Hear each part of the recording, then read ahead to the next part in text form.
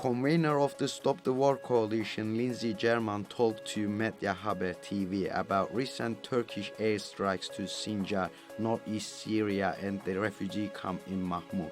She condemned the latest attacks and she underlined that it is a shame of Western allies of Turkey that supports Turkey's war crimes.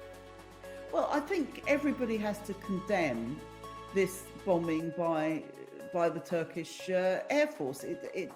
It's a bombing of refugee camps. These are people that have suffered tremendously and have also been fighting and campaigning at various points for their own rights. And what we're seeing is the Turkish government just continues its war on the Kurds and on the Yazidis and other groups of people. It's bombing refugee camps, it's bombing villages, it's bombed the hospital. Now, this isn't, these are not events that are in any way justifiable in international law, in human rights, or anything else. They're completely unacceptable to bomb civilians in this way. And I worry that you actually have a situation where now there's a lot of talk about war in Ukraine, there's a lot of talk about this can't happen, and I agree it shouldn't happen and it would be a disaster. But at the same time, you have this bombing going on, which is completely overlooked by governments like the British government. And that, it seems to me, is a travesty of justice. And we should be very, very vocal in our condemnation of the Turkish government over this particular act and over many other acts in the past, obviously. But this particularly is a demonstration that it is out to really continue its war against the Kurdish people.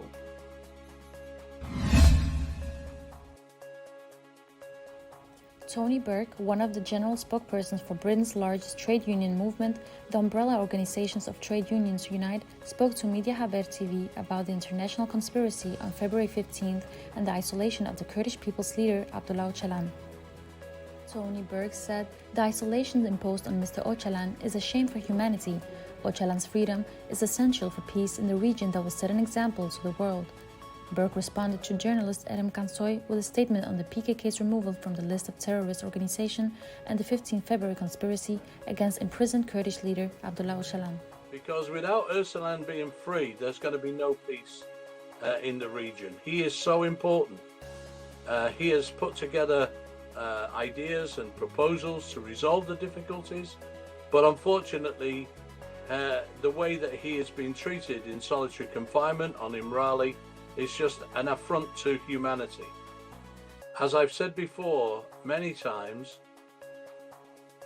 Öcalan is the Mandela of the Middle East and he needs to be freed, and we're going to try and persuade our government and trade unions who are supportive and the European Union and others to support the campaign to get Öcalan free.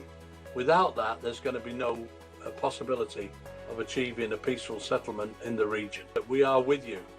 We are not fair weather friends. We will stay all the way until we get justice for the Kurdish people, but also to get Öcalan out of his solitary confinement on the island of Imrali, and that he leads discussions to resolve the issues rather than keeping him illegally locked up in the way that has happened. So the trade union movement in the UK, Unite, and the political movement, wherever we can, we will influence that to get justice for Öcalan and for the Kurdish people.